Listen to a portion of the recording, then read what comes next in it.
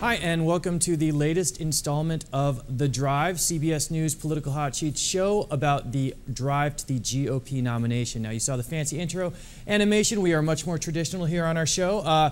We've got the board here, the whiteboard, which shows a football field with all of the Republican candidates trying to get to the end zone. Now, we're only up to the 30 because it's very early in the process. We've got our front runner, Mitt Romney, but as you can see, he's looking back at his competitors. Now, we've got a lot of folks on the board. We're only going to talk about a few of them today. And where else can we start but Newt Gingrich, who experienced a Newtiny this week. All of Gingrich's senior staff, pretty much his entire campaign for all intents and purposes, resigned on him. This is something that has really never happened. In 2004, McCain sort of split with his campaign, but McCain made that decision. Here you had essentially the staff firing the candidate.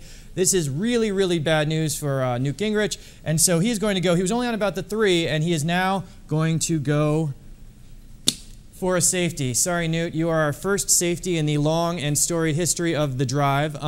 So Gingrich had a safety. Now let's talk about what happened. First, disastrous start to his campaign. He deemed the Paul Ryan Medicare plan right-wing social engineering. That doesn't play well when almost all the Republicans have rallied behind it.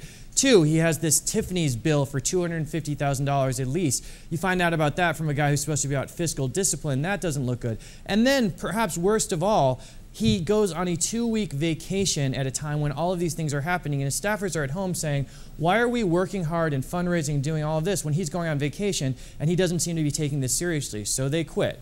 Gingrich says he's going to continue his campaign, but frankly, it's going to be real hard to see how he puts together a team and frankly attracts the fundraising that he needs to be a serious player. So for now, Gingrich is completely behind the entire field in the end zone. It's going to take a real Hail Mary for him to do well. Now, let's talk about someone else who wasn't on the board last time we did this, which is Rick Perry, the Texas governor. I have him right here since we haven't put him on the board yet.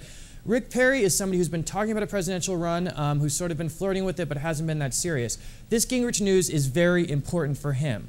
Why? Because Gingrich's campaign manager was a longtime Perry aide and someone it was hard to see Perry running without him. Same thing for one of Gingrich's senior strategists. Both of them are now free and they can go to Perry. Perry's been meeting with his financial advisors. He is taking this seriously, according to CBS News sources, and Perry could get in the race. Now, this is a Texan governor, real sort of stereotypical Texan. There's a concern that Americans might have a little bit of Texas fatigue after George W. Bush, but Perry would make serious waves in this campaign, and while he's not in yet, we are going to put him on the board. So Rick Perry immediately shoots to about the 15-yard line.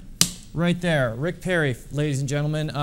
New player on the field and somebody to take pretty seriously. A couple other people I want to talk about quickly. One is Mitt Romney, our front runner. Now, we're going to keep Romney where he is, but there's important news on Romney this week, which is that he is going to skip the Ames, Iowa straw poll. This is an important test of strength and organization for a candidate. Romney spent $2.5 million to win the straw poll. This is busing in supporters, feeding them, paying their entry fee for the straw poll at the Iowa State Fair, which, by the way, if you ever get a chance, the Iowa State Fair, be sure to stop in. Now, Romney's decided to forego that this year because, frankly, he's trying to see to cast himself as a financial leader, a business leader in a tough economy. And Iowa has a lot of social conservatives in the GOP electorate. He doesn't want to necessarily make a play for them, get a focus on some of these social conservative issues. He wants to stay focused on fiscal conservatism, and that means not contesting Iowa in the way he did last time around. And Romney's really not a natural fit for Iowa. So that's an important decision. We're not going to move him right now, but that's something to definitely keep in mind. Jon Huntsman is another guy I want to talk about. I got a little grief on after the last episode because I put Huntsman out there at the 20. A lot of people say he didn't deserve that. Well, I am going to somewhat accept that because what Huntsman did, he said this week that he will not be in the first debate in New Hampshire. Now, New Hampshire is a state where Huntsman is going all in. This is a state he really needs to do well or win. And the fact that he's not in the first debate in New Hampshire, which is on Monday, is raising some eyebrows. So Huntsman is going from the 20. We're going to put him back here. Not a lot of room on the board, so we'll put him right there on about the 14, right with Rick Perry and Sarah Palin. So Jon Huntsman moved back a little bit with this decision about the New Hampshire debate. We'll have to see how that plays out. Last person I want to mention, and how does one talk about the Republican field without talking about her, is Sarah Palin.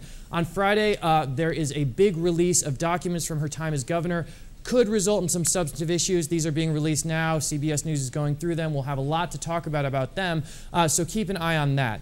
That should be it for now on The Drive. You see all of our candidates. We didn't talk about all of them this week, but we will be talking about all of them in coming weeks. Stay with us. We're going to be doing this a lot. We're going to have all sorts of fun with this, so stay with us on The Drive. I'm Brian Montopoli, CBS News. See you next time.